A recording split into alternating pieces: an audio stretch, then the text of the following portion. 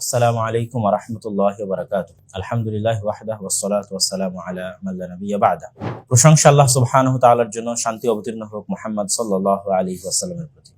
সম্মানিত দর্শক মণ্ডলী, গত কয়েকদিন যাবৎ মুসলিম উম্মার আনন্দের দিন চলতেছে।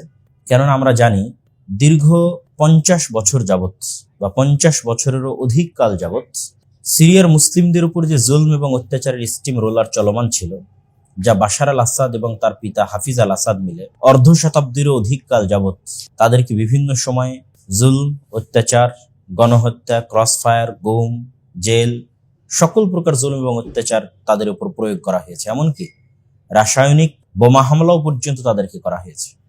লক্ষ লক্ষ সিরিয়ান তাদের দেশ ছাড়া হতে বাধ্য হয়েছে।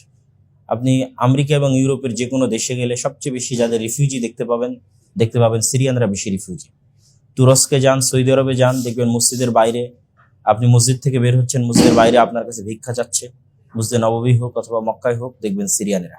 সিরিয়ার মতো একটি সম্মানিত জাতিকে এই পর্যায়ে নামিয়ে নিয়ে এসেছিল এই বাশার আল আসাদ এবং হাফিজ আল আসাদ। কিন্তু তারা ছিল তাদের দেশের সংখ্যালঘু তথা শিয়া নুসাইরি ফেরকার অনুসারী, যাদের আকীদা অত্যন্ত বাতিল, অত্যন্ত জঘন্য, অত্যন্ত নিকৃষ্ট।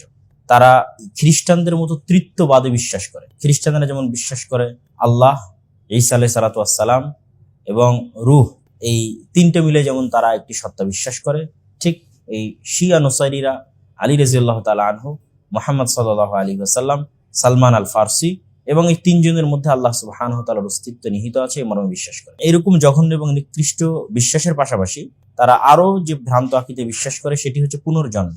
হিন্দুদের যেমন পুনর্জন্মের আকীদা এবং বিশ্বাস আছে, একই পুনর্জন্মের আকীদা এবং আকীদায় তারা বিশ্বাস করে। তারা পরকাল বা পুনরুত্থানে বিশ্বাস করে না। মানুষের কল্যাণের প্রতিদান তাকে পরবর্তীতে ভালো ঘরে জন্মের মাধ্যমে প্রদান করা হবে এবং তার গুনাহের প্রতিদান তাকে পরবর্তীতে নিকৃষ্ট পশু প্রাণী বা গরিব বা গোলাম বা দাস ইত্যাদি জীবনের মাধ্যমে প্রদান করা হবে। যাই হোক, এই সংখ্যাটি সিরিয়াতে ছিল অত্যন্ত নগণ্য। তাদেরই প্রতিনিধি হিসেবে বাশার আল আসাদ এবং হাফিজ আল আসাদ গত দীর্ঘ 50 বছর অধিক কাল যাবৎ সিরিয়ার সুন্নি আহলুস সুন্নাহ ওয়াল জামাআর অনুসারী মুসলমানদের উপর অত্যাচার অব্যাহত রেখেছে। 2011-12 সালের দিকে সর্বপ্রথম মুসলমানেরা তার বিরুদ্ধে বিদ্রোহ করা শুরু করে, তার বিরুদ্ধে আন্দোলন করা শুরু করে। আন্দোলনগুলো শুরুতে শান্তিপূর্ণ ছিল, কিন্তু সেই শান্তিপূর্ণ আন্দোলনে ইরান এবং রাশিয়ার প্রত্যক্ষ মদদে, ইরান এবং হিজবুল্লাহ এবং রাশিয়া, যারা অত্যাধিক ইরান প্রীতি দেখান এবং অত্যাধিক হিজবুল্লাহ প্রীতি দেখান, তারা ইরানের এবং হিজবুল্লাহর সহযোগিতায় এবং রাশিয়ার সহযোগিতায় বাশার আল আসাদ সিরিয়ার মুসলমানদের উপর কি জুলুম এবং অত্যাচার করেছে তা একটু দেখে আসবেন এবং ইতিহাস ঘেটে আসবেন। তাদের সহযোগিতায় 11-12 সালে যে ভয়ঙ্কর স্টিম রোলার চালানো শুরু করে, শক্ত হাতে দমন করা শুরু করে বাশার আল আসাদ, সেটি থেকে মূলত গৃহযুদ্ধে রূপ লাভ করে। আমাদের বাংলাদেশেও যদি গত 5ই আগস্টে বাংলাদেশ সেনাবাহিনী শক্ত ভূমিকা না নিত, তাহলে একই গৃহযুদ্ধের দিকে আমাদের দেশে ধাবিত হতো। যে গৃহযুদ্ধের মধ্যে গত 10-12 বছর যাবৎ সিরিয়া অব্যাহতভাবে চলমান আছে। কিন্তু এই গৃহযুদ্ধের মধ্যে অনেকগুলো পক্ষ ছিল, এতগুলো পক্ষ যে নিরূপণ করাই মুশকিল, এখনো নিরূপণ করা মুশকিল যে কে কার পক্ষে, কে কার বিরুদ্ধে। তারপরে সংক্ষিপ্ত দু একটি পক্ষের কথা আমি তুলে ধরতে চাই। যেমন শুরুতেই আল কায়েদার সহযোগিতায় জাবহাতুন নুসরা বা নুসরা ফ্রন্ট তারা যুদ্ধ শুরু করে। পাশাপাশি সেকুলারদের একটা ফ্রন্ট ছিল ফ্রি সিরিয়ান আর্মি, যাদেরকে মূলত আমেরিকা সহযোগিতা করে। অন্যদিকে কুর্দিদের একটা ফ্রন্ট ছিল ওয়াইপিজি, যাদেরকে সাধারণত ধারণা করা হয় যে তুরস্কের যে নিষিদ্ধ তুর্কিদের দল আছে পিকেকে, তার সিরিয়ার প্রতিনিধি শাখা। তো তুরস্ক কখনোই এই ওয়াইপিজি কে বা পিকেকে কে বরদাস্ত করতো না, বরং তাদেরকে সন্ত্রাসী সংগঠন হিসেবে আখ্যা দিয়ে তাদের বিরুদ্ধে তার যুদ্ধ অব্যাহত রাখত। আর এই জাবহাতুন নুসরার একজন অন্যতম নেতা ছিলেন আবু মুহাম্মদ আল জুলানি। ধীরে ধীরে জাবহাতুন নুসরা আল কায়দা থেকে তাদের বিচ্ছিন্নতা ঘোষণা করে। তারপরে এক পর্যায়ে গিয়ে তারা আইসিসের সাথে যোগ দেয়। পরে আইসিস থেকেও তাদের বিচ্ছিন্নতা ঘোষণা করে। আইসিস এবং আল কায়দা এই দুটি থেকে বিচ্ছিন্নতা ঘোষণা করে আবু মুহাম্মদ আল জুলানি একটি বিভিন্ন যে গ্রুপগুলো ছিল, যারা সকলে মিলে বাশার আল আসাদের বিরুদ্ধে যুদ্ধ করতেছিল, তাদের সকলকে মিলে একটি ঐক্যফ্রন্ট তৈরি করে, যেটিকে এখন আমরা এইচটিএস নামে জানতেছি, যে হাইআত তাহরির আশ-শাম, এইচটিএস। এই ঐক্যবদ্ধ যে ফ্রন্ট এইচটিএস নামে তৈরি হয়, তারা মূলত ছিল একদম তুরস্কের সীমান্তবর্তী যে অঞ্চল ইদলিব, সে অঞ্চলে তারা দীর্ঘদিন যাবৎ প্রস্তুতি নিচ্ছিল, গত 4-5 বছর যাবৎ প্রস্তুতি নিচ্ছিল।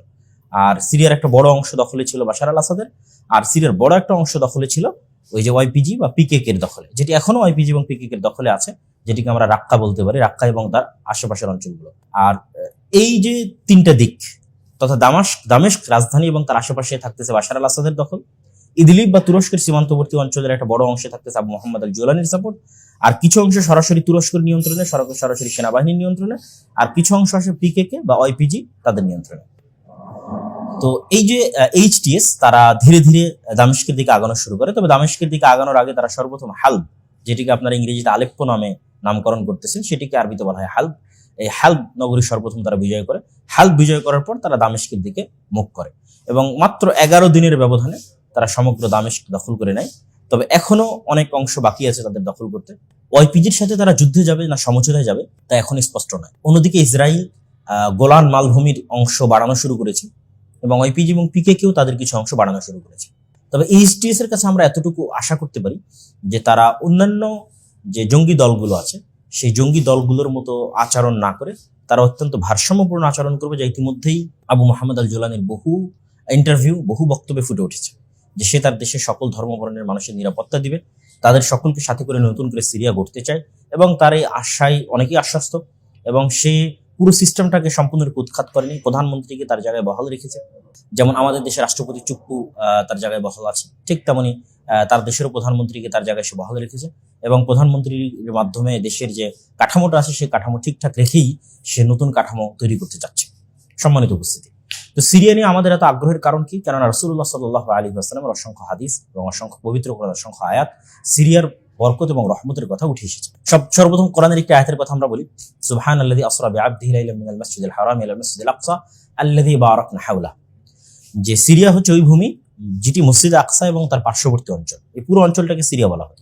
ফিলিস্তিনও সিরিয়ার অন্তর্ভুক্ত, লেবাননও সিরিয়ার অন্তর্ভুক্ত, জর্ডানও সিরিয়ার অন্তর্ভুক্ত, আজকের সিরিয়াও সিরিয়ার অন্তর্ভুক্ত, আজকের ইসরায়েলও সিরিয়ার অন্তর্ভুক্ত। আল্লাহ নবী যখন শাম শব্দটা উল্লেখ করবেন তখন পুরোটাই সিরিয়ার অন্তর্ভুক্ত। যেমন রাসূলুল্লাহ সাল্লাল্লাহু আলাইহি ওয়াসাল্লাম বলেছেন, আল্লাহুম্মা বারিক লানা ফি শামিনা, হে আল্লাহ আপনি আমাদের শাম, তিনি বলেছেন আমাদের শাম, হে আল্লাহ আপনি আমাদের শামে বরকত প্রদান করুন। এবং অসংখ্য হাদিসে রাসূলুল্লাহ সাল্লাল্লাহু আলাইহি ওয়াসাল্লাম ইঙ্গিত দিয়েছেন শামে দ্বীনের স্থায়ীকরণের বিষয়, যে লা তাযালু তাইফাতুম মিন উম্মতি যাহিরিনা আলাল হক, আমার উম্মতের একটা দল চিরদিন হকের উপর টিকে থাকবে, তাদের একটা অংশ চিরদিন শামে থাকবে। আর এক হাদিসে রাসূলুল্লাহ সাল্লাল্লাহু আলাইহি ওয়াসাল্লাম বলেন, তুবা লিশ-শাম, শামের জন্য সুসংবাদ। সাহাবীরা জিজ্ঞেস করলেন, ওয়ালিমা ইয়া রাসূলুল্লাহ, কেন শামের জন্য সুসংবাদ? তখন রাসূলুল্লাহ সাল্লাল্লাহু আলাইহি ওয়াসাল্লাম বললেন যে আল্লাহ সুবহানাহু ওয়া তাআলার ফেরেশতারা বাসিতাতুন আজনিহাতাহা আলাইহা, আল্লাহ সুবহানাহু ওয়া তাআলার ফেরেশতারা তাদের রহমতের পাখা শামের উপর বিছিয়ে রাখেন। আর এক হাদিসে রাসূলুল্লাহ সাল্লাল্লাহু আলাইহি ওয়াসাল্লাম বলেন, সায়াসিরুল আমরু ইলা আন তাকুনু জুনুদাম মুজান্নাদাতান, জুনদুন বিশ-শাম, জুনদুন বিল ইয়ামান ওয়া জুনদুন বিল ইরাক। আল্লাহ নবী বললেন, অচিরেই একদিন এমন এক সময় আসবে যখন তিনটি বাহিনী তিনটি স্থানে লড়াইরত থাকবে। একদল বাহিনী ইয়ামানে লড়াইরত থাকবে, একদল বাহিনী ইরাকে লড়াইরত থাকবে, একদল বাহিনী শামে লড়াইরত থাকবে। সাহাবীরা বললেন, খির লানা ইয়া রাসূলুল্লাহ, আমাদের জন্য আপনি কোন বাহিনীর সাথে সম্পৃক্ত হওয়া পছন্দ করবেন? আল্লাহ নবী বললেন, আমি তোমাদের জন্য শাম, সিরিয়ার বাহিনীর সাথে সম্পৃক্ত হওয়া পছন্দ করব। আর এক হাদিসে রাসূলুল্লাহ সাল্লাল্লাহু আলাইহি ওয়াসাল্লাম বলেন, ইন্না ফুসতাতাল মুসলিমিনা ইয়াউমাল মালহামা, নিশ্চয় মহাযুদ্ধের দিন মুসলমানদের হেডকোয়ার্টার হবে বিল গৌতা, গোতা নামক জায়গায়। গোতা নামক জায়গাটি কোথায়? স্বয়ং আল্লাহর নবী বলে দিচ্ছেন, ইলা জানিবি মাদিনাতিন ইউকালু লাহা দিমাশক, গোতা নামক জায়গাটি দিমাশক নামক শহরের নিকটে অন্তর্ভুক্ত, যা আমরা ম্যাপের মাধ্যমে আপনাদেরকে দেখাবো ইনশাআল্লাহ। আর এক হাদিসে রাসূলুল্লাহ সাল্লাল্লাহু আলাইহি ওয়াসাল্লাম বলেন, আবু দারদা রাদিয়াল্লাহু তাআলা আনহু থেকে বর্ণিত, তিনি বলেন, রাসূলুল্লাহ সাল্লাল্লাহু আলাইহি ওয়াসাল্লাম বলেন, বাইনা আনা নাইমুন ইযা রাআইতু উহতুমিলা আমুদাল কিতাব উহতুমিলা মিন রাসি, আমি একদিন ঘুমন্ত ছিলাম, স্বপ্নে দেখছি আমার মাথার নিচ থেকে কিতাবুল্লাহ, আল্লাহর কিতাব টেনে নিয়ে যাওয়া হচ্ছে। যেতে যেতে দেখলাম সেটিকে শাম নামক এরিয়ায় নিয়ে যাওয়া হয়েছে। তারপর রাসূলুল্লাহ সাল্লাল্লাহু আলাইহি ওয়াসাল্লাম বলেন, আলা ওয়া ইন্নাল ঈমান বিশ-শাম হিনা তাকাউল ফিতান, অবশ্যই জেনে রাখো যেই দিন সমগ্র পৃথিবী ফিতনায় পরিপূর্ণ হয়ে যাবে সেই দিন ঈমান শামে থাকবে, সিরিয়ায় থাকবে। রাসূলুল্লাহ সাল্লাল্লাহু আলাইহি ওয়াসাল্লাম আরেক হাদিসে বলেন, ফাইন্নাহা খায়রাতুল্লাহি মিন আরজিহি, শাম হচ্ছে পৃথিবীর মধ্যে আল্লাহর বাছাইকৃত ভূখণ্ড। ইয়াজতাবি ইলাইহা খায়রাতুহু মিন ইবাদিহি, আর এই ভূখণ্ডের জন্য আল্লাহ সুবহানাহু ওয়া তাআলা তার মনোনীত বান্দাদেরকেই পছন্দ করে থাকেন। রাসূলুল্লাহ সাল্লাল্লাহু আলাইহি ওয়াসাল্লাম আরো বলেন, ইযা আফসাদাতিশ শাম লা খায়রা লাকুম, যখন শামে ফাসাদ এবং ফিতনা ছড়িয়ে পড়বে তখন তোমাদের জন্য, মুসলিম উম্মার জন্য কোনো কল্যাণ নাই, তথা শামে যতদিন কল্যাণ আছে ততদিন মুসলিম উম্মার জন্য কল্যাণ আছে। সম্মানিত উপস্থিতি, এরকম অসংখ্য এবং বহু হাদিস দ্বারা আমরা জানি যে কিয়ামতের পূর্ব মুহূর্তে যতগুলো যুদ্ধ সংঘটিত হবে, কিয়ামতের পূর্ব মুহূর্তে যে ভয়াবহ ঘটনাগুলো ঘটবে তার সবগুলো শাম কেন্দ্রিক ঘটবে। মক্কা এবং মদিনা কেন্দ্রিক এই জন্য ঘটবে না যে মক্কা এবং মদিনাকে ফিতনা থেকে মুক্ত রাখা হবে, এই জন্য মক্কা মদিনা কেন্দ্রিক ঘটবে না, কিন্তু শাম কেন্দ্রিক ঘটবে। আর শাম হবে মুমিন মুসলমানদের হেডকোয়ার্টার এবং তাদের আশ্রয়স্থল। এবং আমরা জানি ঈসা আলাইহিস সালাতু ওয়াস সালাম দামেস্কের মসজিদ আল উমাবি যেটিকে বলা হয় সেখানে তিনি অবতরণ করবেন। ঠিক তেমনি আমরা আরো জানি যে ঈসা আলাইহিস সালাতু ওয়াস সালাম এবং তার সাথে যে মুজাহিদগণ থাকবেন তারা এই শাম থেকেই দাজ্জালকে হত্যা করার জন্য রওনা দিবেন এবং দাজ্জালকে জেরুজালেমের বাব আল লুদ নামক স্থানে ঈসা আলাইহিস সালাতু ওয়াস সালাম হত্যা করবেন। এবং আমরা আরো জানি যে রাসূলুল্লাহ সাল্লাল্লাহু আলাইহি ওয়াসাল্লাম আরো অন্যান্য হাদিসে বলেছেন যে মদিনা থেকে শ্রেষ্ঠ একদল মুজাহিদ বাহিনী বের হবে যারা ঈসা আলাইহিস সালাতু ওয়াস সালামের নিকটে আসবে তার সাথে যুদ্ধ করার, তার সাথে একত্রিত হয়ে যুদ্ধ করার জন্য দাজ্জালের বিরুদ্ধে। তো সম্মানিত উপস্থিতি, পুরো বিষয়টিকে সামনে রেখে আমরা এতটুকু আশা করতে পারি যে শামে যদি কল্যাণ থাকে, শাম যদি একত্রিত হয়, ইনশাআল্লাহ মুসলিম উম্মার জন্য কল্যাণ আছে।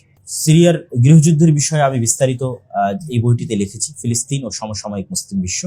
এই বইয়ের মধ্যে সিরিয়ার বিষয়ে বিস্তারিত আলোচনা আছে, হিজবুল্লাহর বিষয়ে বিস্তারিত আলোচনা আছে, ইরানের বিষয়ে বিস্তারিত আলোচনা আছে, বাশার আল আসাদ সহ তাদের বিষয়ে বিস্তারিত আলোচনা আছে।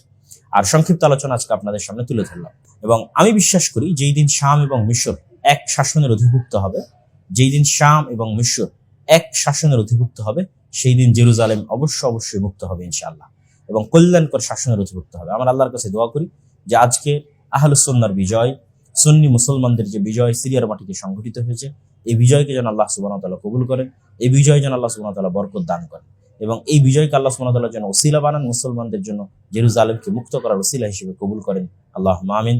আর আসলে এই পরিবেশটা আল্লাহ সুবহানাহু ওয়া তাআলা তৈরি করে দিয়েছেন। দেখেন, রাশিয়া ইউক্রেনে ব্যস্ত, আমেরিকা ইউক্রেনে ব্যস্ত, ইরান এবং হিজবুল্লাহ ইসরায়েলের সাথে ব্যস্ত, আবার আমেরিকাও ইসরায়েলের এখানে ব্যস্ত হামাসের সাথে যুদ্ধের জন্য।